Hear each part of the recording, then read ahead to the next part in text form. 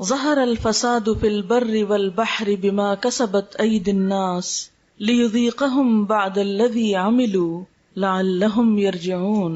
شروع کرتی ہوں اللہ کے نام سے جو بے انتہا مہربان نہایت رحم فرمانے والا ہے۔ ارشاد باری تعالیٰ ہے کہ ظاہر ہو گیا فساد خشکی اور سمندر میں لوگوں کے ہاتھوں کی کمائی کی وجہ سے، تاکہ وہ ان کو ان کے بعض اعمال کا مزہ چکھائے، شاید کہ وہ لوٹ آئیں، رجوع کر لیں۔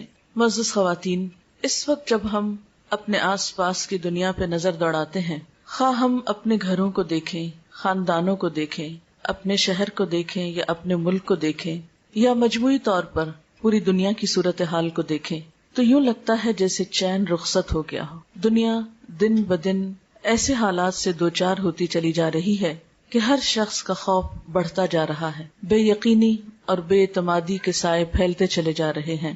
اور قرآن پاک کی یہ آیت بالکل سچی نظر آتی ہے کہ ظہر الفساد فی البر والبحر، ظاہر ہو گیا فساد خشکی پر بھی اور سمندر میں بھی، یعنی کوئی جگہ کوئی گوشہ دنیا کا ایسا نہیں رہا کہ جسے پرامن اور پرسکون جگہ کہا جا سکے۔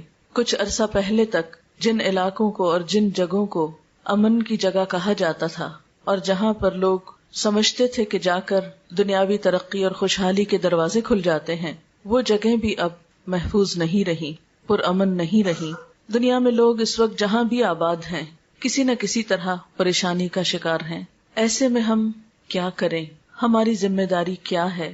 ہم سکون اور امن کہاں تلاش کریں، کہاں پائیں؟ بنیادی طور پر تو ایک حدیث قدسی میں اللہ سبحانہ وتعالیٰ فرماتے ہیں کہ میں نے سکون کو جنت میں رکھ دیا، لوگ اسے دنیا میں تلاش کرتے ہیں، بھلا وہ کیسے پائیں گے؟ حقیقت یہ ہے دنیا امتحان کی جگہ ہے، سکون کی جگہ نہیں ہے۔ یہاں پر ہر شخص ایک محدود وقت کے لیے آیا ہے، تھوڑے عرصے کے لیے آیا ہے، اور ہر ایک سے دیکھا یہ جا رہا ہے کہ وہ کرتا کیا ہے، اور بالآخر ہم میں سے ہر ایک کو اپنے اعمال کے ساتھ واپس پلٹنا ہے، اور پھر ایک دن آئے گا کہ ہم سب کو اپنے رب کے حضور حاضر ہونا ہے، اور جو کچھ ہم یہاں پر کر رہے ہیں اپنی انفرادی زندگی میں یا اجتماعی زندگی میں اس کا حساب کتاب دینا ہے، اور اس کے بعد جو زندگی شروع ہوگی وہ اصل زندگی ہوگی۔ اس میں خوش قسمت ہے وہ لوگ کہ جن کو اللہ تعالیٰ ایسی جگہ عطا کرے کہ جہاں نہ کوئی خوف ہوگا اور نہ غم، اور یہ اللہ کا وعدہ ہے کہ وہ اپنے دوستوں کو ایسی ہی جگہ عطا کرے گا، ان لوگوں کو جو اللہ کی رضا میں زندگی بسر کرتے ہیں۔ الا ان اولیاء اللہ لا خوف علیہم ولا هم یحزنون، سن لو اللہ کے دوستوں کو نہ کوئی خوف ہوگا اور نہ غم ہوگا۔ لیکن اس خوف اور غم سے نجات پانے کے لیے ضروری ہے کہ ہم اپنی اس زندگی کو اور اپنی اس دنیا کو بھی حد الوسع پر امن بنانے کی کوشش کریں۔ اپنے رویے، اپنے طریقے، اپنی سوچ کا انداز اور انسانوں کے ساتھ معاملات ایسے انداز میں ہوں کہ جس میں ایک دوسرے کے لیے تکلیف اور دکھ کا سبب نہ ہو۔ لیکن ہم دیکھتے ہیں کہ انفرادی سطح ہو یا اجتماعی سطح، دکھوں اور تکلیفوں میں اضافہ ہی ہوتا چلا جا رہا ہے، اور ہر شخص پریشان ہے کہ وہ کیا کرے۔ لیکن بات یہ ہے کہ کیا کسی بھی مسئلے کا حل محض پریشان ہونا ہوتا ہے؟ نہیں، کوئی بھی پریشانی پریشان ہونے سے حل نہیں ہوتی، کوئی بھی تکلیف صرف تکلیف کا ذکر کرنے سے دور نہیں ہو جاتی جب تک کہ انسان اس کے لیے کوئی عملی قدم نہ اٹھائے۔ ایسے حالات میں انسان کس کی طرف رجوع کرے، کس سے پوچھے، کون اسے بتائے کہ وہ اس دنیا میں زیادہ بہتر طور پر کیسے زندگی بسر کر سکتا ہے؟ اگرچہ کلی سکون، مکمل خوشی اور مکمل اطمینان کہ جس میں کوئی خوف اور غم اور دکھ اور پریشانی ہو ہی نہ، وہ تو دنیا میں ممکن نہیں، لیکن پھر بھی انسان اپنے رویے اور اپنے اچھے طریقوں سے اور اللہ تعالیٰ کی اطاعت اور رضامندی میں زندگی گزار کر اس دنیا کو بھی کسی حد تک پرامن ضرور بنا سکتا ہے۔ یعنی ایسا نہیں کہ دنیا میں امن قائم نہیں ہو سکتا، ضرور ہو سکتا ہے، لیکن اس کے لیے ہر شخص کو انفرادی طور پر کوشش کرنا ہوگی، کیونکہ کوئی بھی معاشرہ افراد سے مل کر بنتا ہے، ہر شخص صرف ایک نہیں ہوتا، ایک ایک فرد مل کر پوری قوم بن جاتا ہے، ایسے قطرے قطرے سے مل کر بنتا ہے سمندر، اسی طرح باقی تمام چیزوں میں بھی یہی اصول ہے۔ اس لیے اگر ہم سب اپنے اپنے طور پر یہ سوچیں کہ میں کیا کر سکتا ہوں، تو اس سے انشاءاللہ تعالی اجتماعی طور پر کچھ نہ کچھ فرق ضرور آئے گا۔ آپ دیکھیں کہ جب موسم بدلتا ہے، مثلا گرمی یا سردی میں بدلتا ہے، تو اس کی ابتدا تھوڑی تھوڑی تبدیلی سے ہوتی ہے۔ ایسا نہیں ہوتا کہ شدید گرمی میں شدید سردی آ جائے، ایک موسم سے دوسرے موسم تک آنے میں وقت لگتا ہے، ہلکی ہلکی تبدیلیاں ہوتے. مثلا جب سردیوں سے گرمیاں آتی ہیں تو عموماً دن گرم ہونے لگتے ہیں، راتیں ٹھنڈی ہوتی ہیں، پھر آہستہ آہستہ وہ گرمی پھیلتی چلی جاتی ہے، حتیٰ کہ گرمی کی شدت کا ایک وقت ایسا آتا ہے کہ راتیں بھی ٹھنڈی نہیں رہتی. لیکن اس کے بعد پھر ایک وقت آتا ہے کہ موسم تبدیل ہونا شروع ہوتا ہے. تو یہ فطرت کا جو اصول ہے یہ زندگی کے تمام چیزوں میں ہے. مثلاً ایک پودا چھوٹا سا شروع ہوتا ہے، بڑھتے بڑھتے پھیلتے پھیلتے ایک پورا درخت بن جاتا ہے، پھر وہ خود درخت ہی نہیں رہتا بلکہ سایہ بھی دیتا ہے، اور بعض اوقات اگر پھلدار ہو تو پھل بھی دیتا ہے، اور پھر مدتوں دیتا چلا جاتا ہے. لیکن یہ سب کچھ ایک دن میں نہیں ہوتا. ہاں یہ ضرور ہوتا ہے کہ پہلے دن ہر پودا ایک بیج ہی ہوتا ہے اور ایک چھوٹی معمولی سی چیز ہی ہوتا ہے. بہرحال اگر ہم سب مل جل کر کوشش کریں تو ایسا نہیں کہ یہ بات ناممکنات میں سے ہو کہ ہمارے خاندانوں میں، ہمارے گھرانوں میں، ہمارے رشتہ داروں کے اندر اور ہماری دنیا کے اندر امن اور سکون نہ ہو سکے. لیکن اس کے لیے ہمیں رجوع کرنا ہوگا اسی ہستی کی طرف جس نے ہمیں بنایا، جس کی طرف سے ہم آئے اور جس کی طرف ہمیں لوٹ کر جانا ہے. تو آئیے دیکھتے ہیں کہ وہ اس بارے میں کیا فرماتا ہے کہ ہمیں کیا کرنا چاہیے. سب سے پہلی بات تو یہ یاد رکھیں کہ اس دنیا میں جو بھی مشکلات آتی ہیں، مصائب یا پریشانیاں آتی یا چھوٹی یا بڑی کوئی تکلیف یا آفت آتی ہے، یہ اللہ تعالیٰ کی طرف سے ایک وارننگ ہوتی ہے. یہ بندے کو خبردار کرتی ہے، بندے کو جگاتی ہے، احساس دلاتی ہے، اس کو اس بات کا احساس دلاتی ہے کہ دیکھو کہیں تم غلطی پر تو نہیں.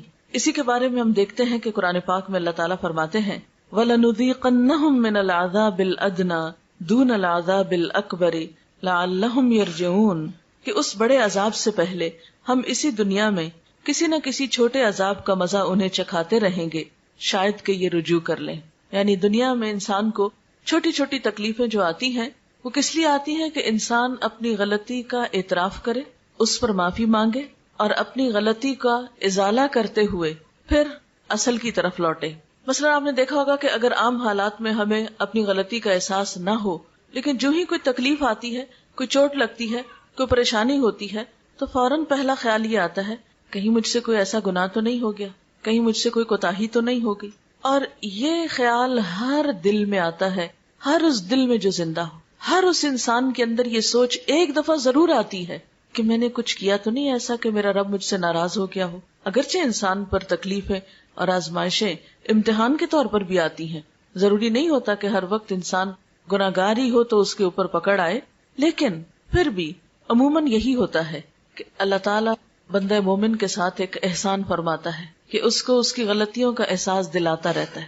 عام طور پر آنے والی تکلیف اور انسان کی غلطی میں کوئی نہ کوئی مماثلت ہوتی ہے. مماثلت کا مطلب یہ کہ کوئی ریزمبلنس ہوتی ہے. عموماً ہم نے کسی کے ساتھ کچھ ایسا کیا ہوتا ہے تو اللہ تعالیٰ کسی بندے سے وہی چیز ہمارے لیے کروا دیتا ہے. بعض اوقات ہم نے اگر کسی کا حق مارا ہے تو کوئی دوسرا ہمارا حق مار جاتا ہے. جب وہ ہمارا حق مارتا ہے تو پھر ہم اس وقت ضرور سوچتے ہیں کہ کبھی میں نے تو نہیں کسی کے ساتھ ایسا کیا.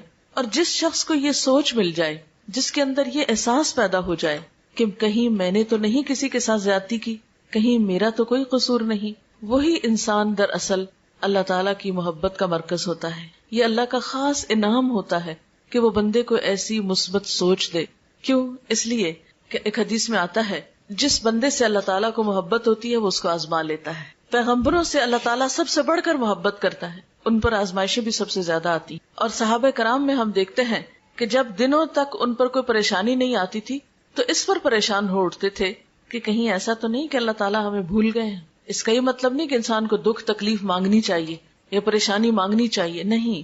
عافیت کی دعا کہ یا اللہ ہر تکلیف سے محفوظ رکھ، یہ اللہ تعالیٰ کی پسندیدہ ترین دعاؤں میں سے ہے. یعنی اللہ تعالیٰ سے بندہ جو دعائیں مانگتا ہے اس میں اللہ تعالیٰ کو جو دعا بہت پسند آتی ہے وہ یہ دعا ہوتی کہ یا اللہ تو مجھے خیر و عافیت سے رکھ. عافیت مانگنا اللہ تعالیٰ کو بہت پسند ہے، لیکن عافیت کی دعا، خیر خیریت کی دعا مانگنے کے باوجود اگر کوئی دکھ یا غم یا پریشانی آ جاتی ہے یا کوئی تکلیف پہنچ جاتی ہے تو پھر ایسے موقع پر انسان کو اللہ تعالیٰ کے بارے میں برا نہیں سوچنا چاہیے، ناراض نہیں ہونا چاہیے، دل میں برا گمان نہیں لانا چاہیے. ضرور سوچنا چاہیے کہ اللہ تعالیٰ ضرور مجھے کوئی سبق دینا چاہتا ہے، میری کوئی اصلاح چاہتا ہے، مجھ سے کوئی توبہ استغفار چاہتا ہے، رجوع چاہتا ہے، اپنے قریب کرنا چاہتا ہے. جس بندے کو یہ سوچ نصیب ہو جائے تو وہ آزمائش اس کے درجوں میں بلندی اور اضافے کا سبب بنتی ہے۔ ایک حدیث میں آتا ہے کہ سب سے زیادہ تکلیف انبیاء کو آتی ہے جو اللہ کے بہت پیارے ہوتے ہیں، پھر جو اس سے قریب ہوتے ہیں، جو اس سے قریب ہوتے ہیں، جو اس سے قریب ہوتے ہیں۔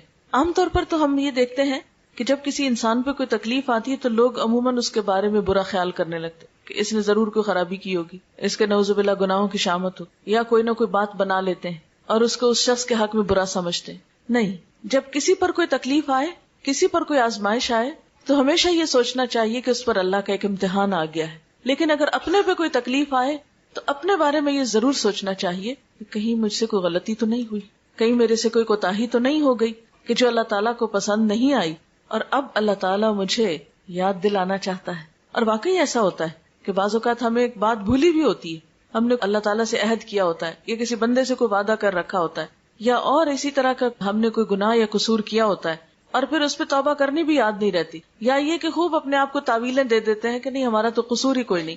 اور جب چوٹ لگتی ہے، تکلیف پہنچتی ہے، تو پھر انسان کو واقعی کھل کھل کے یاد آنے لگتا ہے کہ ہاں میں نے بھی تو فلاں کے ساتھ ایسا ہی کیا تھا۔ مثلاً اگر ہمیں کوئی تکلیف کسی بندے کی طرف سے آئی ہو، یا یہ کہ میں نے کسی کا مذاق اڑایا تھا، یا کسی کو تانا دیا تھا، یا کسی کے بارے میں برا سوچا تھا، تو اللہ تعالیٰ نے مجھے وہ میرے سامنے لا کر دکھایا۔ کیونکہ ایک حدیث میں آتا ہے کہ جب کسی بندے پہ کوئی تکلیف آتی اور کوئی شخص اس پہ ہنستا ہے یا خوش ہوتا ہے، جس کو شماتت الاعداء بھی کہا جاتا ہے کہ دشمنوں کا خوش ہونا، کیونکہ ہوتے ہیں انسانوں کے درمیان باہم جیلسیز ہوتی ہیں، سب لوگوں کو دوسروں کی نعمتیں اور بھلائیاں اچھی نہیں لگتی۔ ایسے میں جب کسی پہ تکلیف آتی ہے تو بعض اوقات تو بڑی ہمدردی آتی، لیکن بعض لوگ ایسے بھی ہوتے ہیں کہ جنہیں کسی کی تکلیف دے کر خوشی ہوتی، وہ دل میں خوش ہوتے ہیں، چلو اچھا ہے، مزہ چکھے، اس کو بھی پتہ چلے۔ یعنی اس طرح کی بھی شیطان نیگیٹو خیالات انسان کے دل میں بری باتیں ڈالتا ہے۔ اب ایسے وسوسے آنے پر انسان کو توبہ استغفار کرنی چاہیے کہ یا اللہ میں کسی کی تکلیف پہ نہ ہنسوں، میں کسی کے نقصان پر نہ ہنسوں، میں کسی کے دکھ پر خوش نہ ہوں۔ کیوں؟ اس لیے کہ جب کوئی شخص کسی کے دکھ پر خوش ہوتا ہے تو اللہ تعالیٰ اس کو اسی میں مبتلا کر دیتا ہے اور اس شخص کو پھر اس سے نکال لیتا ہے۔ اسی لیے ہمیں نبی صلی اللہ علیہ وسلم نے وہ دعا سکھائی ہے، جب کسی مصیبت زدہ کو دیکھو تو دعا پڑھو، الحمدللہ الذی عافانی ممن ابتلاہ بہ، کہ اللہ کا لاکھ شکر ہے، سب تعریف اور شکر اس ذات کے لیے ہے جس نے مجھے عافیت میں رکھا، مجھے بچا کے رکھا، مجھے محفوظ رکھا اس مصیبت سے جس میں اس نے دوسرے کو مبتلا کیا۔ کیونکہ اللہ تعالیٰ کیا چاہتا ہے کہ اگر کسی ایک بندے پہ تکلیف آئے تو باقی بندے اس سے ہمدردی کریں، اس کا دکھ بانٹیں، اس کے کام آئیں، اس کو اچھا مشورہ دیں، اس کی اس تکلیف کو دور کرنے کی کوشش کریں۔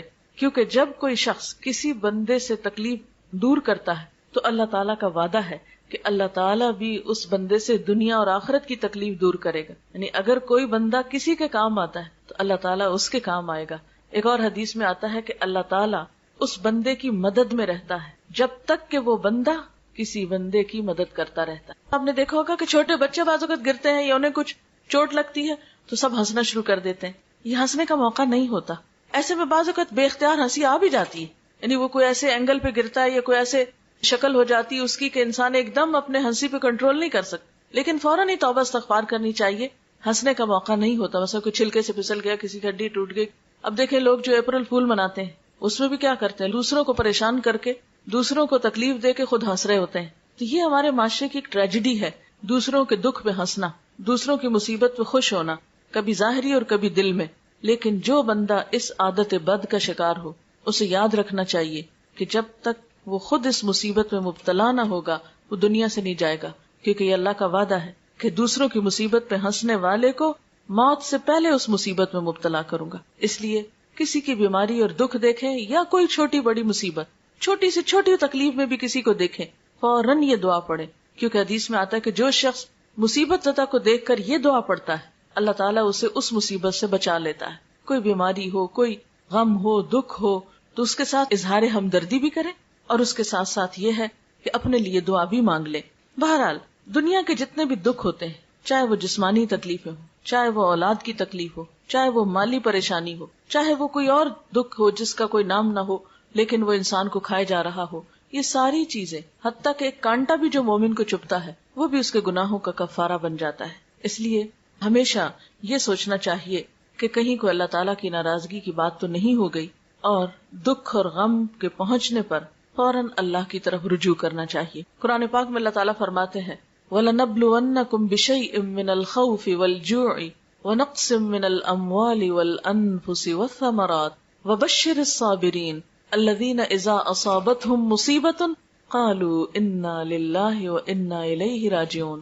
ہم ضرور آزمائیں گے تم کو ساتھ کسی بھی چیز کے، خوف میں سے، جانوں اور مالوں کے نقصان میں سے، اور پھلوں کے نقصان میں سے، اور خوشخبری دے دو صبر کرنے والوں کو کہ جب انہیں کوئی مصیبت پہنچتی ہے تو فوراً کہتے ہیں ہم اللہ کے لیے ہیں اور اسی کی طرف لوٹ کے جانے والے. یعنی ہم بھی اللہ کی طرف سے آئے ہیں، اسی نے ہمیں یہاں رہنے کا موقع دیا اور واپسی بھی اسی کی طرف.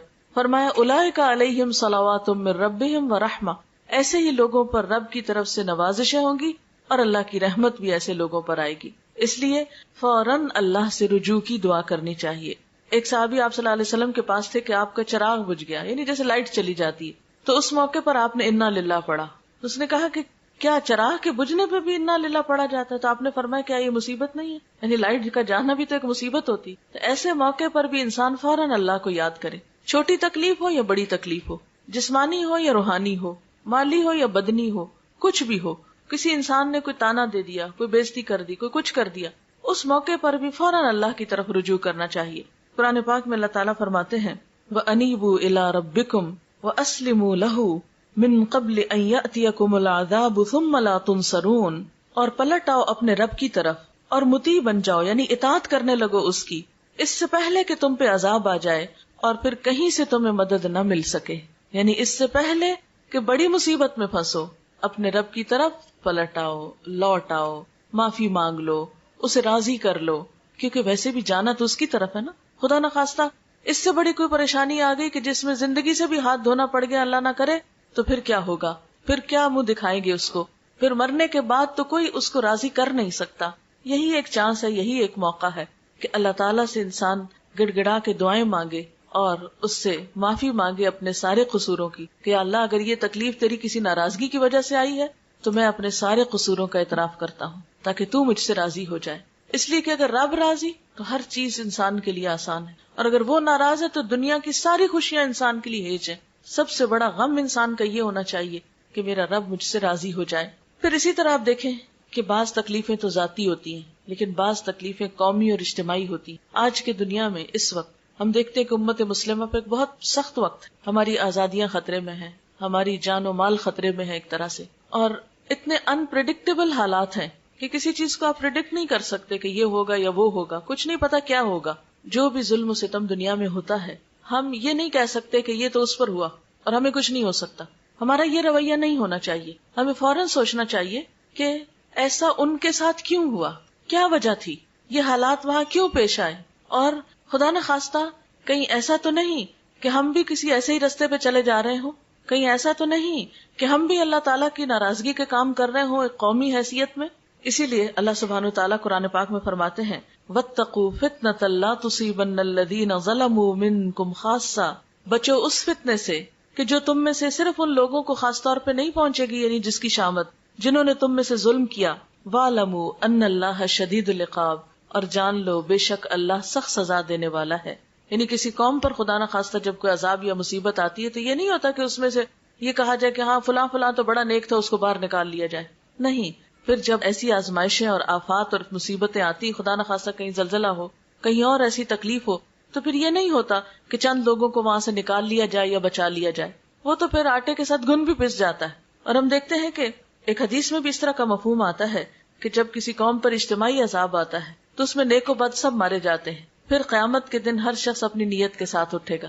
یعنی دنیا میں تو جب تکلیف آتی ہے تو سب پر پھر یکساں آتی ہے، پھر اس وقت فرق نہیں ہوتا الا یہ کہ اس کے لیے انسان پہلے سے اللہ سے توبہ کرے، رجوع کرے اور اپنی حالت بہتر بنانے کی کوشش کرے.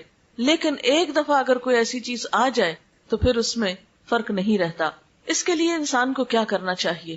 انڈیویجولی اور اجتماعی سطح پر استغفار کرنا چاہیے، اللہ سے توبہ کرنی چاہیے کہ یا اللہ ہم اپنے سارے قصوروں کا اعتراف کرتے ہیں، اپنے سارے گناہ مانتے ہیں، تو ہمیں معاف کر دے، دنیا میں بھی عزت کی زندگی عطا کر اور آخرت میں بھی ذلت سے محفوظ رکھ. قرآن پاک میں اللہ سبحانہ وتعالیٰ فرماتے ہیں وَأَنِ اسْتَغْفِرُوا رَبَّكُمْ ثُمَّ تُوبُوا إِلَيْهِ يُمَتِّعْكُمْ مَتَاعًا حَسَنًا إِلَىٰ أَجَلٍ مُّسَمًّى وَيُؤْتِ كُلَّ ذِي فَضْلٍ فَضْلَهُ وَإِن تَوَلَّوْا فَإِنِّي أَخَافُ عَلَيْكُمْ عَذَابَ يَوْمٍ كَبِيرٍ.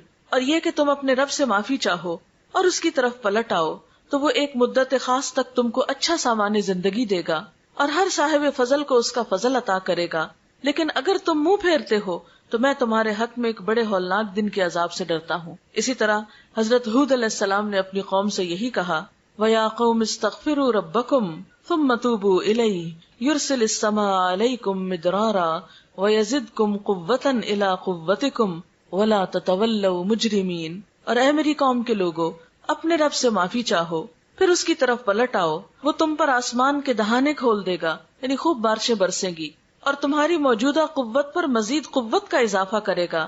مجرم بن کر منہ نہ پھیرو، یعنی انسان کو دنیا میں قوت حاصل کرنے کا طریقہ کیا بتایا گیا کہ تم اپنے رب کو راضی کرو، کیونکہ حقیقت یہ ہے کہ جس کے ساتھ اللہ کی مدد ہو، جس کے ساتھ اللہ تعالیٰ کی رحمت ہو، پھر وہ شخص کہیں بھی نقصان نہیں اٹھاتا، کیونکہ اس کائنات کی سب سے بڑی قوت اللہ کی قوت ہے، اور جس نے اپنے رب کو راضی کر لیا اس نے سب سے مضبوط سہارے کو تھام لیا، وہ اللہ کی حفاظت میں آ گیا، اور جو اللہ کی حفاظت میں آ جائے اسے کوئی بھی پھر نقصان نہیں دے سکتا۔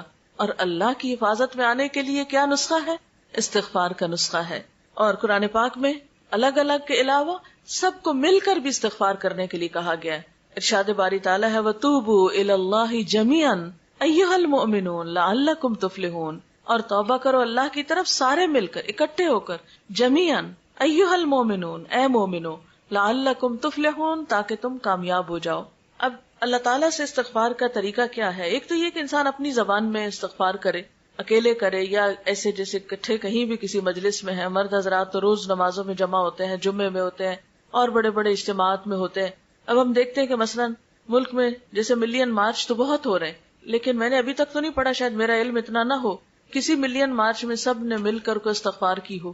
ٹھیک ہے، دوسروں کو ان کی غلطیوں پہ بلیم کرتے ہیں، لیکن اس کے ساتھ ساتھ ہمیں اپنی غلطیوں کو دیکھنا چاہیے۔ ہم مسلمانوں کو اپنے قصوروں کو بھی دیکھنا چاہیے کہ ہم میں کہاں ہے اتحاد، کہاں ہے ایک دوسرے کا دکھ درد، کہاں ہے ایک دوسرے کو کلمہ حق کہنے کی عادت، کہ کوئی خرابی کر رہا ہو تو ہم اس کو اچھی طرح بلائیں، یا کوئی اگر غلط کام کر رہا ہے تو عموماً ہم کہتے ہیں ٹھیک ہے اس کی مرضی، کرتا تو کرتا رہے، ہم دیکھتے بھی ہیں تو سمجھاتے نہیں۔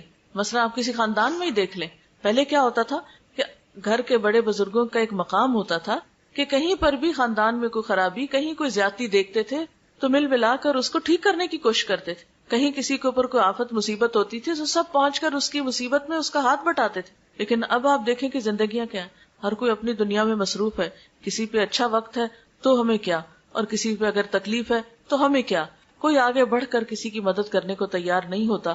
یہ رویہ جو ہے یہ سب کے لیے پھر نقصان دہ ہوتا ہے۔ آج اگر کوئی تکلیف میں تو کل ہم خدا نخواستہ ہو سکتے ہیں، اگر آج ہم کسی کے کام نہیں آتے تو کل کوئی ہمیں کیوں پوچھے گا۔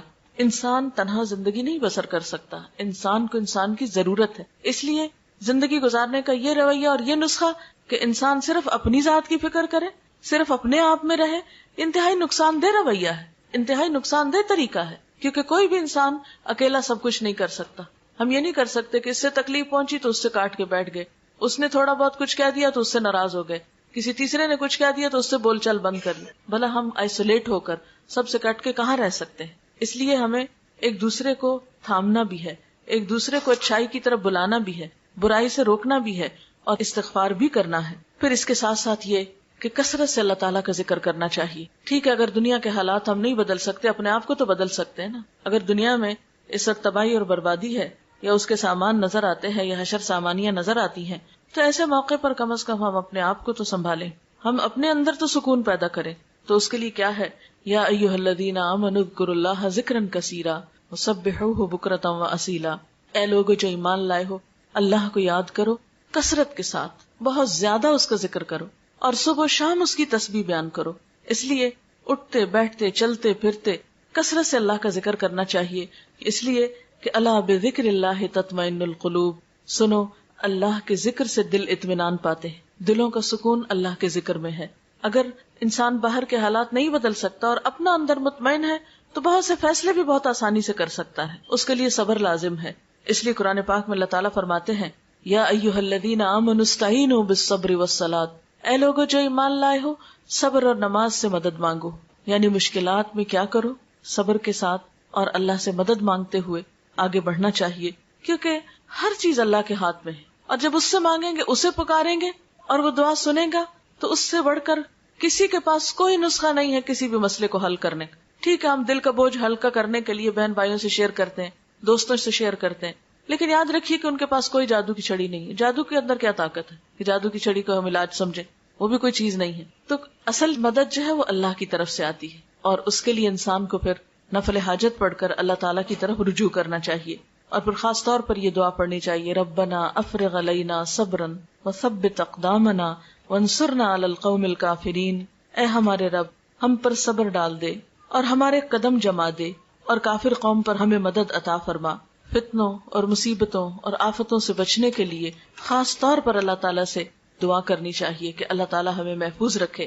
رسول اللہ صلی اللہ علیہ وسلم نے فرمایا, دعا نازل شدہ آفات اور جو ابھی نازل نہیں ہوئی سب کے لیے فائدہ مند ہے. یعنی دعا کا کرنا جو ہے وہ بہت فائدہ مند ہے. ان مصیبتوں کے لیے بھی فائدہ مند ہے جو آ چکی ہوں, اور ان مصیبتوں میں بھی دعا فائدہ دیتی ہے جو ابھی نہ آئی ہوں. اس لیے اللہ کے بندو خوب دعا کرو. اس کے بعد یہ ہے کہ قرآن پاک سے مضبوط تعلق قائم کرنا چاہیے, کیونکہ قرآن پاک نجات کا ذریعہ ہے. رسول اللہ صلی اللہ علیہ وسلم نے فرمایا, عنقریب ایک بڑا فتنہ سر اٹھائے گا. صحابی نے عرض کیا, اس فتنے میں ذریعہ نجات کیا ہوگا؟ یعنی فتنہ تو ہوگا, مصیبت تو ہوگی, پھر ہم کیسے بچیں گے اس سے؟ فرمایا, اللہ کی کتاب یعنی قرآن حکیم ایک ایسا نسخہ ہے کہ جس کے ذریعے انسان فتنوں سے محفوظ رہ سکتا ہے. اس کتاب میں تم سے پہلے گزرے ہوئے لوگوں کے حالات ہیں, تم سے بعد ہونے والی باتوں کی خبر ہے, تمہارے آپس کے معاملات کا فیصلہ ہے. جو کوئی اسے چھوڑ کر کسی اور بات کو اپنی ہدایت کا ذریعہ بنائے گا, اللہ اسے گمراہ کر دے گا. اللہ کی مضبوط رسی یہی ہے, یہی حکمتوں سے بھری ہوئی یاد دہانی ہے, یہی بالکل سیدھی راہ ہے. جس نے اس کے ساتھ بات کی سچ کہا, جس نے اس پہ عمل کیا اجر پائے گا, اور جس نے اس کی بنیاد پہ فیصلہ کیا اس نے انصاف کیا. اس لیے انفرادی زندگی ہو یا اجتماعی زندگی ہو یا قومی زندگی ہو, ان سب میں نجات کا ذریعہ صحیح اور درست فیصلے, بہترین رہنمائی اور اللہ کی مدد کا ذریعہ اللہ کی کتاب کو تھامنا ہے. اور حقیقت یہ کہ اللہ تعالیٰ نے یہ کتاب بھیجی ہماری رہنمائی کے لیے تھی کہ جب دنیا میں مشکلات ہوں, تکلیفیں اور پریشانیاں ہوں تو پھر ہم کیا کریں. لیکن ہم زیادہ سے زیادہ اس سے کیا رہنمائی لیتے ہیں, اچھا کہ اس مشکل میں کیا وظیفہ پڑھ لیں. یہ کتاب وظیفوں کی کتاب نہیں ہے. ذالک الکتاب لا ریب فیہ ھدی للمتقین, یہ کتاب جس میں کوئی شک نہیں متقی لوگوں کی ہدایت کے لیے آئی ہے. یہ ہمیں بتاتی ہے کہ ہمارا معاملہ اپنی ذات کے ساتھ کیا ہونا چاہیے, رشتہ داروں کے ساتھ کیا ہونا چاہیے, اور باقی مسلمانوں کے ساتھ کیا ہونا چاہیے, اور پوری دنیا کے لوگوں کے ساتھ کیا ہونا چاہیے. زندہ رہنے کے بہترین اصول کیا ہیں, ہر معاملے میں یہ گائیڈ کرتی. اللہ تعالیٰ فرماتے ہیں کہ لقد انزلنا الیکم کتابا فیہ ذکرکم, ہم نے تمہاری طرف کتاب اتاری ہے جس میں تمہارا اپنا ذکر ہے, تمہاری ہی باتیں ہیں. تو جس چیز میں ہمارا ذکر ہے, ہماری باتیں, اور ہم ہی نہ پڑھیں تو ہمیں کون پھر گائیڈ کر سکتا ہے, کون ہمیں رہنمائی دے سکتا ہے. اور اسی کے بارے میں اللہ سبحانہ وتعالیٰ نے ہمیں خاص ہدایت دی ہے, کتاب انزلناہ الیک مبارک لیدبروا آیاتہ ولیتذکر اولو الالباب, ایک کتاب جسے ہم نے اتارا ہے بہت برکت والی ہے تاکہ لوگ اس کی آیات میں غور و فکر کریں اور عقل والے اس سے نصیحت پکڑیں. یعنی اس کی روشنی میں زندگی بسر کر کے زندگی کی بہت سی مشکلات سے نپٹیں. پھر اس کے بعد یہ ہے کہ آپ صلی اللہ علیہ وسلم نے یہ بھی فرمایا, خیرکم من تعلم القرآن وعلمہ, تم میں بہترین ہے وہ لوگ جو قرآن سیکھیں اور سکھائیں. یعنی اگر آتا ہے تو دوسروں کو سکھائیں, اگر نہیں آتا تو سیکھنے کی کوشش کریں. اور چونکہ اس کتاب کو مبارک کتاب کہا گیا, برکتوں والی کتاب کہا گیا, اس لیے یہ ہو نہیں سکتا کہ جو شخص اس کے ساتھ تعلق رکھے پھر اس کی زندگی میں خیر و بھلائی نہ آئے. پھر اس کے بعد یہ ہے کہ جو یہ کتاب پڑھتے جائیں اور اچھے کاموں کے کرنے کا موقع ملے, سمجھ آئے, تو پھر ان کاموں میں دیر بھی نہ کی جائے. نبی صلی اللہ علیہ وسلم نے فرمایا, بادروا بالاعمال فتنا کقطع اللیل المظلم, لوگوں نیک کام کرنے میں جلدی کرو ان فتنوں سے پہلے جو ایک تاریک رات کے ٹکڑوں کی طرح ہر طرف چھائے ہوئے ہوں گے. یعنی اس سے پہلے کہ نیکی کی مہلت چلی جائے اور ایسی مصیبتیں اور آفات اور پریشانیاں اور فتنے آ جائیں کہ جو کالی رات سے بھی زیادہ سیاہ ہوں, کہ جن میں انسان کو پھر یہ سمجھ نہ آئے کہ وہ جائے کدھر. آج کل بھی جب میں اخبار پڑھتی ہوں یا میں دیکھتی ہوں ٹیلی ویژن پہ نیوز وغیرہ, تو میں جب عراقی لوگوں کا حال دیکھتی ہوں تو میں سوچتی ہوں کہ یہ بھی ہماری طرح کے انسان ہیں. آج ہی میں شاید پڑھ رہی تھی کہ 3 ارب ڈالر کا بارود جو ہے وہ استعمال ہوا ہے. آپ خود سوچے کہ کبھی ایسا ہوتا ہے نا 14 اگست پہ جب کبھی فائر ورکس ہوتا ہے, تو جس رات کو ہوتا ہے اب یقین کریں کہ ساری رات ایسا لگتا ہے کہ جیسے ہر طرف سے بارود کی اور مسالے کی بو آ رہی ہو اور دھواں دھواں دھواں, ایک بے چینی سی ہوتی. میں سوچ رہی تھی کہ جس ملک کے اندر اتنا بارود پھٹا ہو, جس ملک کے اندر کئی فٹ اور کئی میٹر کی گہرائی تک جا کے بم پھٹے ہوں, وہاں کے لوگوں کی نیندیں اور آرام اور ان کا سانس لینا، اور جہاں پانی نہ ملتا ہو، جہاں بجلی نہ ہو.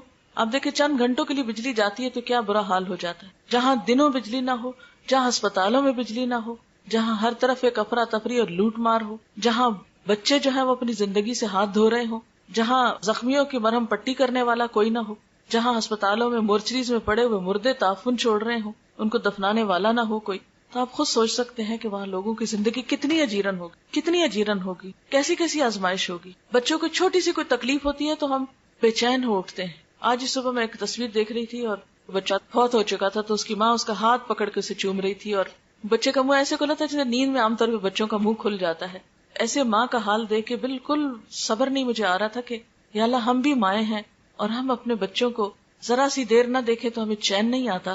یہ بھی انسان ہیں، یہ بھی مائیں ہیں، اور ان کو اپنے کوئی مستقبل کا نہیں پتا کہ امن ہوگا کہ نہیں، زندگی ہوگی کہ نہیں، کھانے کو ملے گا کہ نہیں، کاروبار بنے گے کہ نہیں، جابز ملیں گے کہ نہیں، ہر چیز کی بے یقینی. یہ ساری آفت جو ہے یہ اگر انسانوں کے ایک گروہ پہ آ گئی ہے تو آپ دیکھ ہی رہے ہیں کہ دنیا میں باتیں کیا ہو رہی ہیں کہ اب کس کی باری ہے. حیرت ہوتی ہے مجھے ایسی باتیں سن کر اور کر کے کہ ہم کس بات کے انتظار میں بیٹھے ہیں، اب کس کی باری. یعنی یوں لگتا ہے جیسے میچ کھیلا جا رہا ہو اور ایک دوسرے سے پوچھ رہے ہو کہ اب کس کی باری ہے. یعنی کس قدر افسوسناک حال ہے اور کتنی بے حسی ہے کہ بجائے اس کے کہ ہم اللہ سے توبہ کریں اور استغفار کریں، ہم اس انتظار میں بیٹھے ہیں کہ اب کس کی باری ہے. کوئی کھیل ہے، کوئی میچ ہے کہ جس کو ہم دیکھ دیکھ کے لطف اندوز ہو رہے ہیں. تو ایسے موقعوں پر جو نیکی اپنی ذاتی حد تک خود کسی کو احساس دلا کے یا کوئی نیکی کا اچھا کام ہم کر سکتے ہیں تو وہ تو کم از کم کریں. آپ نے فرمایا کہ نیک اعمال کرنے میں دیر نہ کرو. کوئی پتہ نہیں کل کا دن کیسا ہو، کوئی پتہ نہیں کہ اگلا سال کیسا ہو، کل کا وقت کیسا آئے. اس لیے جو خیر بھلائی آج کر سکتے ہو اسے نہ ٹالو. اور اس میں آپ دیکھیں کہ سب سے پہلے ہمیں اپنے فرائض پورے کرنے چاہیے. ہم نماز میں سستی کر دیتے ہیں، اچھا ابھی پڑھی ہے چلو پھر پڑھ لیں گے، ابھی نیند آ رہی ہے، ابھی ذرا ہم بازار میں ہیں، ابھی ہم وہاں جا رہے ہیں، ابھی جلدی ہے، کوئی نہ کوئی بہانہ کر کے ہم نمازیں چھوڑے رکھتے ہیں. آپ دیکھیں نماز وہ چیز ہے کہ جس کا قیامت کے دن سب سے پہلا سوال ہوگا. اگر یہی پوری نہیں تو آگے وہ کیا دکھائیں گے. یا تو ہم یہ کہیں کہ ہم نے مرنا نہیں، یا یہ کہیں کہ مرنے کے بعد جی نہیں اٹھنا، یا یہ کہیں کہ کوئی حساب کتاب ہے ہی نہیں. اگر ہم یہ کہتے ہیں تو پھر ٹھیک ہے جیسے چاہیں زندگی بسر کریں. جب ہم مانتے ہیں کہ قیامت آنی، جب ہم مانتے ہیں کہ ہم سے سوال ہوگا، تو پھر ہم اپنے فرائض کیوں نہیں پورے کرتے. فرض ہوتا ہے، وہ لازمی چیز ہے، اس کا حساب ہونا ہے، اس کی پوچھ ہونی ہے. اس لیے اس کو کیے بغیر چارہ ہی نہیں، اس کو کیے بغیر گزارا ہی نہیں. وہ اسی وقت ہوگا جب ہم کریں گے. تو اس لیے سب سے پہلی چیز تو ہمیں اپنے فرائض کے کرنے میں اپنی نمازوں کی پابندی اور اپنے باقی فرائض جو ہمارے حقوق العباد کی طرف مثلاً جو ہے ان کی طرف ہمیں توجہ دینی چاہیے. نبی صلی اللہ علیہ وسلم نے خاص طور پر دوسروں کا حق مارنے سے منع کیا ہے. اور دوسروں کا حق کیا ہے؟ مثلا بہن بھائیوں کا حق مار جانا، یا دوسروں کا حق مار کے ایک بچے کو دے دینا، یا اسی طرح کے اور بہت سے ظلم و ستم کے معاملات ہمارے معاشرے میں ہوتے رہتے ہیں. مثلا ہمارے یہاں لڑکیوں کو وراثت سے محروم کر دیا جاتا ہے، یا اسی طرح یہ ہے کہ جو رشتہ دار کمزور ہوتے ہیں یا یتیم بچے ہوتے ہیں، بعض اوقات ان کی پراپرٹی پہ، ان کے مال پہ، ان کی چیزوں پہ قبضہ کر لیا جاتا ہے. تو یہ ساری ظلم کی قسمیں ہیں. اور آپ کو یہ تو معلوم ہے کہ بندے جب تک حق معاف نہیں کریں گے اللہ تعالیٰ بھی معاف نہیں کریں گے. حقوق العباد کی ادائیگی جو ہے وہ بہت ضروری ہے. اس کے لیے آپ صلی اللہ علیہ وسلم نے فرمایا ظلم کرنے سے بچو، اس لیے کہ ظلم قیامت والے دن اندھیروں کا باعث ہوگا. یعنی کہ ظلم جو ہے وہ اندھیرے کی شکل میں انسان کے ساتھ ہوگا قیامت کے دن. اندھیرا کیسی چیز ہوتی ہے کہ آپ بیٹھے اور لائٹ چلی گئی تو ایک دم دل پھٹنے لگتا ہے کہ یہ کیا، یعنی ایک ناپسندیدہ چیز ہے. تو قیامت کا دن جو اتنا طویل دن ہوگا، وہاں اگر انسان اندھیروں میں ہو تو اس کے پاس کیا باقی رہا. پھر اسی طرح یہ ہے کہ صدقہ خیرات کا خصوصی اہتمام کرنا چاہیے. کسی بھی آفت، تکلیف، مصیبت پہ تھوڑا ہو یا زیادہ کچھ نہ کچھ صدقہ ضرور کرنا چاہیے. آپ صلی اللہ علیہ وسلم نے فرمایا صدقہ و خیرات میں جلدی کرو، اس لیے کہ بلا صدقے سے نہیں بڑھتی. یعنی جب انسان صدقہ کرتا ہے تو بلائیں جو ہے وہ واپس پلٹ جاتی ہیں. ایک اور موقع پہ فرمایا صدقہ اللہ کے غضب کو ٹھنڈا کرتا ہے اور بری موت سے بچاتا ہے انسان کو. پھر اسی طرح یہ ہے کہ ہمیں صرف خود اچھے کام نہیں کرنے، دوسروں کو بھی بتانے ہیں، نیکی کا حکم دینا اور برائیوں سے روکنا. اللہ تعالیٰ فرماتے ہیں والعصر ان الانسان لفی خسر الا الذین آمنوا وعملوا الصالحات وتواصوا بالحق وتواصوا بالصبر. قسم ہے زمانے کی، بے شک انسان خسارے میں ہے سوائے ان لوگوں کے جو ایمان لائے، جنہوں نے نیک عمل کیے، ایک دوسرے کو حق بات کہی اور ایک دوسرے کو صبر کی تلقین کی. تو اس سے بھی کیا پتہ چلتا ہے کہ انسان نقصان سے بچ ہی نہیں سکتا جب تک کہ ذاتی زندگی میں اچھے کام یعنی ایمان اور عمل صالح کے ساتھ ساتھ ایک دوسرے کو حق بات نہ کہے. بعض اوقات ہم ایک بات اپنے دل میں محسوس کر رہے ہوتے ہیں کہ بات سچی یہ ہے اور حقیقت یہ ہے، لیکن ہم دوسرے کے لحاظ میں اس کو نہیں بتاتے کہ دوسرا مائنڈ کر جائے گا، دوسرے کو اچھا نہیں لگے گا. یہاں آپ دیکھ رہے ہیں کہ اللہ تعالیٰ قسم کھا کے فرما رہے ہیں، زمانے کی قسم ہے، انسان نقصان میں ہے جب تک کہ یہ 4 کام نہ کرے. ایک دوسرے کو حق بات نہ کہے، ایک دوسرے کو سچی بات نہ بتائے، ایک دوسرے کی خیر خواہی نہ کرے، اور ایک دوسرے کو تکلیف اور دکھ اور مصیبت کے وقت تھامے نہیں، صبر کی تلقین نہ کرے. پھر اسی طرح آپ صلی اللہ علیہ وسلم نے فرمایا، قسم ہے اس ذات کی جس کے ہاتھ میں میری جان ہے، تم ضرور نیکی کا حکم دو گے، ضرور برائی سے روکو گے، ورنہ قریب ہے کہ اللہ تعالیٰ تم پر اپنی طرف سے کوئی عذاب بھیج دے، پھر تم اس سے دعائیں کرو گے لیکن وہ قبول نہیں کی جائیں گی. یعنی جب تک تم نیکی نہ پھیلاؤ، جب تک لوگوں کو برے کاموں سے نہ روکو، ظلم و زیادتی سے نہ روکو، تو پھر ایسا نہ ہو کہ تم پہ وہ وقت آ جائے کہ تمہاری دعائیں نہ قبول ہوں. پھر اس کے ساتھ ساتھ یہ کہ لوگوں کو آپس میں جوڑنے کی کوشش کرنی چاہیے. امت مسلمہ کا ہر دور میں بہت بڑا المیہ یہ رہا ہے کہ وہ آپس میں ایک دوسرے کے دشمن رہیں، ان کے دل پھٹے رہیں، اور شیطان کا یہ سب سے بڑا وار ہوتا ہے کہ ان کو آپس میں لڑاؤ. یعنی کتنے افسوس کی بات ہے کہ سب ایک رب کو مانے، ایک دین کو مانے، ایک کتاب کو مانے، ایک مقصد مانے زندگی کا، اور پھر آپس میں ایک دوسرے سے جڑ کے نہ رہیں. اور یاد رکھیں، ایک دوسرے سے صرف اس وقت جڑا جا سکتا ہے جب انسان دوسروں کی غلطیوں کو معاف کر دے، ان کی غلطیوں سے درگزر کرے، ان کی برائی کے جواب میں اچھائی کرے. ادفع باللتی ہی احسن فاذا الذی بینک وبینہ عداوۃ کأنہ ولی حمیم. کوئی برا کر بھی جائے تو تم برائی کا جواب کس سے دو؟ اچھے طریقے سے دو.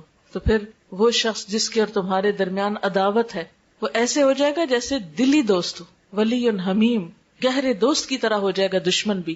لیکن آج افسوس یہ کہ دشمنوں کو تو دور کی بات کہ ہم دوست بنائیں، ہم نے تو دوستوں کو دشمن بنا لیا ہے، اپنے بھی دشمن بنتے جا رہے ہیں، اپنے بھی ایک دوسرے سے دور ہوتے چلے جا رہے ہیں.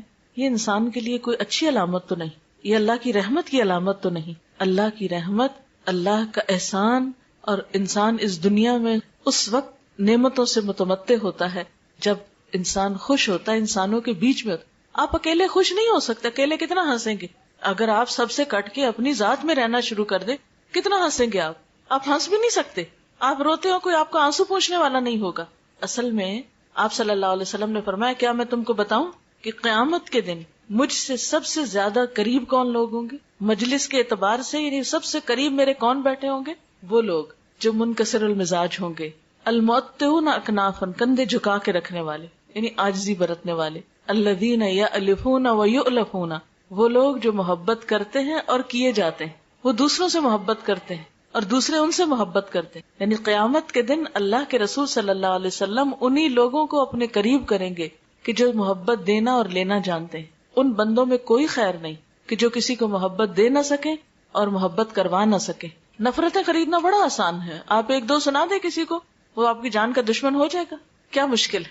لیکن کسی انسان کو، اور وہ بھی اس کو کہ جو آپ سے دور بھاگتا ہو، آپ سے برا کرتا ہو، اس کو اپنا بنانا، یہی تو امتحان ہے، یہی تو ایک آزمائش ہے. اور جو شخص ان تکلیفوں پہ صبر کر سکتا ہے وہی ایک خوشحال زندگی بسر کر سکتا. خیر تنہا ہونے میں نہیں ہے، خیر مل جل کے رہنے میں ہے. جب خاندانوں کے اندر آپس میں محبتیں ہوتی تھی، آپس میں کھلے دل سے لوگ ایک دوسرے کو ملتے تھے تو اس کو انجوائے بھی کرتے تھے. جب سے ہم صرف اپنی ذات کے لیے بھلائی اور خیر اور صرف خود خوش ہونا چاہتے اور ہم سکڑتے چلے جا رہے تو اس میں حقیقی خوشیاں نہیں رہی. مثلا ایک بہو ہی آتی، پہلے تو سب سے شوہر کو اس کے ماں باپ سے کاٹتی ہے، پھر جب بچے پیدا ہوتے تو ان کو رشتہ داروں سے کاٹ دیتی ہے، اور صرف ایک یکرخا خاندان اپنے میکے کے ساتھ ہی جوڑ کے رکھنے کے ادھوری خوشیاں پاتی. لیکن وہ جو دونوں خاندانوں سے بنانا جانتی ہے وہ اصل خوشیاں پانا جانتی. لیکن یاد رکھیں کہ کچھ لوگ تو ہمیں محبت دیتے ہیں، کچھ کو ہمیں دینی پڑتی. یعنی اپنے ماں باپ تو ہمیں دیتے ہیں، جواب میں اگر ہم نے دے دی تو کیا دیا، لیکن سسرال والے دیتے نہیں، انہیں دینی پڑتی. تو جب آپ دے کے وہاں سے لیتے، ایک تو نا کہ آپ لے کر دیتے ہیں اور ایک یہ کہ دے کر لیتے ہیں. تو ماں باپ سے لے کر جواب میں دیتے ہیں اور سسرال کو دے کر جواب میں لیتے ہیں. اور صرف ماں باپ اور سسرال ہی کا کمپیرزن نہیں، سارے انسانوں کی یہی دو قسمیں. کچھ لوگ یک طرفہ طور پہ آپ سے محبت کرتے، آپ کچھ بھی کریں وہ آپ سے محبت کرتے ہیں. لیکن کچھ لوگوں کو آپ کو محبت دینی ہے تب وہ آپ سے محبت کریں گے. اس میں آپ کا کیا کمال ہے کہ کوئی خود سے ہی آپ سے محبت کر رہا ہے، اس میں آپ کا تو کمال نہیں. آپ کا کمال اس میں ہے کہ جو آپ سے کٹے، جیسے وہ حدیث قدسی میں آتا ہے، جو مجھ سے کٹے میں اس سے جڑوں. لیکن ہم اکثر یہ بھی معلوم کرنے کی کوشش نہیں کرتے کہ کوئی مجھ سے کٹ رہا ہے تو کیوں کٹ رہا ہے، ہم کہتے ہیں ٹھیک ہے تم روٹھے ہم چھوٹے، نہیں بولتے تو نہ بولو جاؤ. ہاں، یہ تو تکبر کی علامت ہے، یہ تو انا پرستی. اس انا پرستی کا نتیجہ کیا ہوگا؟ یہ ہمیں کہاں پہنچائے گی، کتنی خوشیاں دے گی، کتنا دین کا فائدہ ہوگا. اس لیے اگر ہم چاہتے ہیں کہ دنیا میں امن اور بھلائی ہو تو اس کے لیے ضروری ہے کہ ہم مسلمانوں کی صفوں میں اتحاد پیدا کرنے کی کوشش کریں، لوگوں کو آپس میں جوڑنے کی کوشش کریں، نہ کہ توڑنے کی کوشش. وَاعْتَصِمُوا بِحَبْلِ اللَّهِ جَمِيعًا وَلَا تَفَرَّقُوا، خصوصاً دین کے نام پر کہ اللہ کی رسی کو سب مل کے مضبوطی سے تھام، اور اللہ کی رسی اللہ کی کتاب ہے قرآن. تو یہ اکیلے اکیلے نہیں تھاما جا سکتا اور نہ تھام کے رہ سکتے ہیں جب تک کہ آپ مل جل کر نہ اسے تھامیں. اور اس کے لیے تعصب، جلد بازی، بد اخلاقی، زبان درازی اور غیبت سے بچنا ہوگا. اس کے بغیر اتحاد نہیں پیدا ہوتا. اختلاف کے باوجود خیر خواہی، وسعت قلب، یعنی دل بڑا کر لیں، کیا ہوا؟ احترام انسانیت کو ملحوظ خاطر رکھیں، بے بنیاد باتوں، توہمات، بے فائدہ تبصروں اور بحث مباحثے سے پرہیز کریں. بعضوں کا جرا شروع کر دیتے ہیں ہم چھوٹی چھوٹی باتوں پر اپنی رائے ٹھونسنے کی یا مسلط کرنے کی کوشش کرتے ہیں، اس سے بھی پھر خرابی پھیلتی. ہر قسم کے حالات، غم ہو یا خوشی، امن ہو یا جنگ، تعمیری کاموں کی رفتار میں کمی نہ آنے دیں اور پھر اللہ پہ بھروسہ رکھیں، کیونکہ اگر اللہ کی مدد انسان کے ساتھ ہو تو کوئی نقصان نہیں دے سکتا. ان ینصرکم اللہ فلا غالب لکم، اگر اللہ تمہاری مدد کرے گا تو تم پہ کوئی غالب نہیں آ سکتا. وان یخذلکم، اگر وہ تم کو چھوڑ دے گا، فمن ذا الذی ینصرکم من بعدہ، تو کون ہے جو اس کے بعد تمہاری مدد کرے. وعلی اللہ فلیتوکل المؤمنون، اور اللہ پر ہی بھروسہ رکھنا چاہیے مومنوں کو. ہر معاملے میں اللہ کی طرف رجوع ضروری ہے. اور پھر اللہ تعالیٰ کا وعدہ سچا ہے کہ مدد ضرور آئے گی، لیکن اس کے لیے تمہیں آگے بڑھنا ہوگا. اور وہ کیا ہے؟ یا ایھا الذین آمنوا، اے لوگو جو ایمان لائے، ان تنصروا اللہ ینصرکم ویثبت اقدامکم، اگر تم اللہ کی مدد کرو گے تو اللہ تمہاری مدد کرے گا اور تمہارے قدم جما دے گا. یعنی تم اللہ کے دین کی خدمت کرو گے، اللہ کی طرف رجوع کرو گے تو اس کی مدد بھی تمہاری طرف آئے. اگر تم اسے یاد نہیں کرو گے تو وہ تمہیں نہیں یاد کرے گا. اللہ کا وعدہ ہے فاذکرونی اذکرکم، تم مجھے یاد کرو میں تمہیں یاد رکھوں گا. پھر اسی طرح وَلَيَنْصُرَنَّ اللَّهَ مَن يَنْصُرُ، اللہ ضرور مدد کرے گا اس کی جو اس کی مدد کرے گا. اور اللہ کی مدد، اللہ کو ویسے تو مدد نہیں چاہیے، اللہ کی مدد سے مراد اللہ کے دین کی مدد ہے، اللہ کے دین کی خدمت ہے. لیکن اگر ہم اس کے دین کی مدد نہیں کریں گے، ہم آگے نہیں بڑھیں گے تو وہ کیوں آگے بڑھے؟ اگر ہم اس کے دین کی خدمت نہیں کریں گے تو وہ پھر ہمارے لیے دنیا کے امن اور خوشحالی کو کیوں لائے؟ اور پھر آخری بات یہ کہ صرف باتیں ہی کرنے سے کام نہیں چلے گا جب تک کہ ہمارا عمل نہ بدلے. ہم ٹھوس کام نہ کریں، واقعی پروڈکٹیو کام نہ کریں. صرف نعرے بازی کرنا یا لفاظی کرنا یا جذباتی باتیں کرنا، اس سے کام نہیں چلے گا. اس کی بجائے ٹھوس بنیادوں پہ کام کرنے کی ضرورت ہے. ہر شخص صرف ماتم کر کے یا ایک دوسرے کو برا بھلا کہہ کے یا صرف غم میں آنسو بہا کے یہ سمجھے کہ ہم کامیاب ہو جائیں گے انفرادی یا قومی سطح پر، تو یہ کافی نہیں. اس کے لیے ہمیں تعلیم اور تربیت اور ہر طرح کے ہنر اور ٹیکنالوجی میں آگے بڑھنا ہوگا. اور یہ کام صرف باتوں سے نہیں ہوتا، اس کے لیے لمبی محنت اور کوشش کی ضرورت ہوتی. جس طرح ایک شخص آپ دیکھیں کہ زندگی میں جب قابل بنتا ہے تو اس کو سال لگتے ہیں، تو جب ایک قوم ترقی کرتی ہے تو اس کو پھر اور بھی زیادہ وقت لگتا ہے. لیکن اگر سارے قدم اٹھانا شروع کر دیں، ہر شخص اپنی ذاتی حیثیت پہ دیکھے کہ میں کیا کر رہا ہوں، کیا دنیا میں جب مصیبت آتی ہے میرے عمل میں کچھ فرق پڑتا ہے، یا کسی کی تکلیف دیکھ کر مجھے کچھ نصیحت ہوتی ہے، میں اپنے طرز عمل کو بدلتی ہوں. اور چند ایک سوال ہیں ہم سب اپنے آپ سے پوچھیں کہ کیا میں اپنا وقت ضائع تو نہیں کرتی؟ کیا میں نے سستی، کاہلی اور غفلت چھوڑ دی ہے؟ کیا میرے تعمیری کاموں میں کچھ تیزی آئی ہے؟ یعنی میں اپنا وقت زیادہ اچھے پروڈکٹیو کاموں میں گزارتی ہوں؟ کیا میرے معمولات میں کچھ تبدیلی آئی ہے؟ کیا میں نے زندگی کو محض سیر و تفریح اور صرف شاپنگ اور صرف گپ شپ اور پارٹنگ، صرف یہی زندگی کو سمجھ رکھا ہے، یا کچھ تعمیری کام بھی میری زندگی میں ہے؟ کیا میں نے اپنے اندر اخلاقی خوبیاں پیدا کی ہیں اور برائیوں سے بچنا شروع کیا ہے؟ کیا میں نے اللہ کے دین کی خدمت کے لیے کوئی قربانی کی ہے؟ اگر آج مجھے موت آ جائے تو میں اللہ کو جواب دینے کے لیے اپنے آپ کو کتنا تیار پاتی؟ میں سمجھتی ہوں کہ میرے پاس اتنے عمل ہیں کہ میں اسے راضی کر سکوں، اور اگر نہیں تو کوشش کیے بغیر خود بخود تو جمع نہیں ہوں گے. اگر میں نہیں بدلتی تو دنیا کیسے بدلے گی؟ دنیا کے حالات کیسے بدل سکتے ہیں؟ اور اگر دنیا کے حالات نہ بھی بدل سکے تو کم از کم ہم اپنے آپ کو تو بدل لیں. افراد کے ہاتھوں میں ہے اقوام کی تقدیر، ہر فرد ہے ملت کے مقدر کا ستارہ. اللہ تعالیٰ سے دعا ہے کہ اللہ تعالیٰ ہمیں صحیح سوچ اور سمجھ دے اور بہترین عمل کی توفیق عطا فرمائے. وآخر دعوانا ان الحمد للہ رب العالمین. دعا کر لیتے. سبحان اللہ والحمد للہ ولا الہ الا اللہ واللہ اکبر ولا حول ولا قوة إلا بالله العلي العظيم. اللهم صل على محمد وعلى آل محمد كما صليت على إبراهيم وعلى آل إبراهيم إنك حميد مجيد. اللهم بارك على محمد وعلى آل محمد كما باركت على إبراهيم وعلى آل إبراهيم إنك حميد مجيد. ربنا آتنا في الدنيا حسنة وفي الآخرة حسنة وقنا عذاب النار. ربنا لا تزغ قلوبنا بعد إذ هديتنا وهب لنا من لدنك رحمة إنك أنت الوهاب. ربنا هب لنا من أزواجنا وذرياتنا قرة أعين واجعلنا للمتقين إماما. يا حي يا قيوم برحمتك نستغيث. لا إله إلا الله أنت الحليم الكريم. سبحان الله رب العرش العظيم والحمد لله رب العالمين. رب نسألك موجبات رحمتك وعزائم مغفرتك والغنيمة من كل بر والسلامة من كل اسم.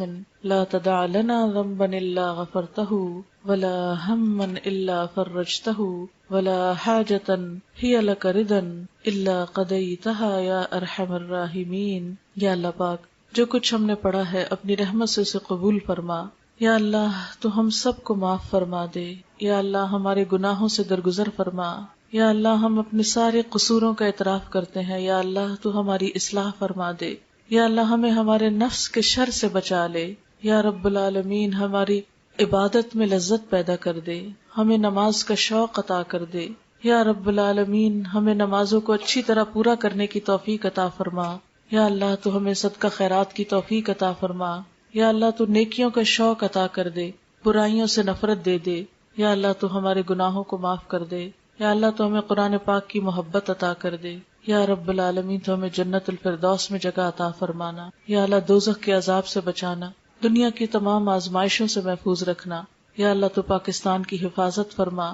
یا اللہ پاکستان کی حفاظت فرما. یا اللہ مسلمانوں کے دلوں کو باہم جوڑ دے، ان نفرتوں کو ختم کر دے.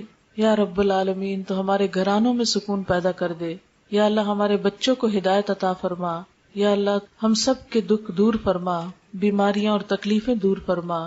یا اللہ ساری بھلائی تیرے ہاتھ میں ہے، سارا اختیار تیرے پاس ہے. یا اللہ تو ہمیں قرآن کی سچی محبت عطا کر دے. یا اللہ تو ہمارے لیے نیکیوں کے راستے کھول دے. یا رب العالمین جتنی بہنیں آئی ہیں ان سب کا آنا قبول فرما. یا اللہ سب کے بچوں کو ہدایت عطا فرما، دنیا اور آخرت کی کامیابی عطا فرما. ہم سب کے والدین پر اپنی رحمت فرما. یا اللہ تو ہماری کوتاہیوں سے درگزر فرما. ربنا ہب لنا من ازواجنا وذریاتنا قرۃ اعین وجعلنا للمتقین اماما. لا حول ولا قوة الا باللہ العلی العظیم.